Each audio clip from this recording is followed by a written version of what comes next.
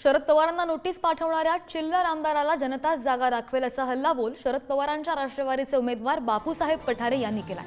पुण्यातील Porsche car अपघाता प्रकरणावरून बदनामी करू नये यासाठी वडगाव शहरीचे विद्यमान आमदार सुनील टिंगरे यांनी सर्वच राजकीय पक्षांना नोटीस पाठवली होती, आपण पाहिलं। आणि त्यात त्यांनी चक्क शरद पवारांना सुद्धा नोटीस पाठवल्याची बाब खासदार सुप्रिया सुळेंनी भर सभेत सांगितली।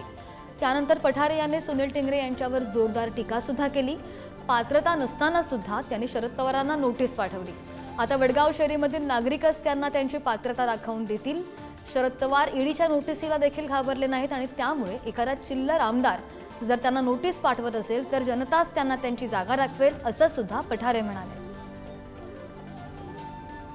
रेखाताई टिंगरे यांचा आदरणीय या देशाचे ज्येष्ठ नेते शरदचंद्र पवार साहेबांच्या हस्ते राष्ट्रवादी काँग्रेस पक्षामध्ये प्रवेश झालेला आहे आणि या ठिकाणी निश्चितपणाने मोठं मताधिक्य त्या निमित्तानं मला काही त्या ठिकाणी मिळवून देतील। जरी टिंगरे आमदार असला तरी टिंगरे कंपनीत आतून सर्व माझ्याबरोबर आहेत, ते बोलून दाखवत नाही। त्याचं कारण आहे यांचा मोठा दबाव दादागिरी त्या परिसरात चालू आहे। निकाल लागल्यानंतर आपल्याला दिसेल सगळ्यांना की मोठं मताधिक्य या ठिकाणी माझ्यासारख्या पवार साहेबांना नोटीस पाठवण्याची त्यांची लायकी नाही आहे। त्यांनी नोटीस पाठवली ते त्यांना लायकी नागरिक दाखवतात।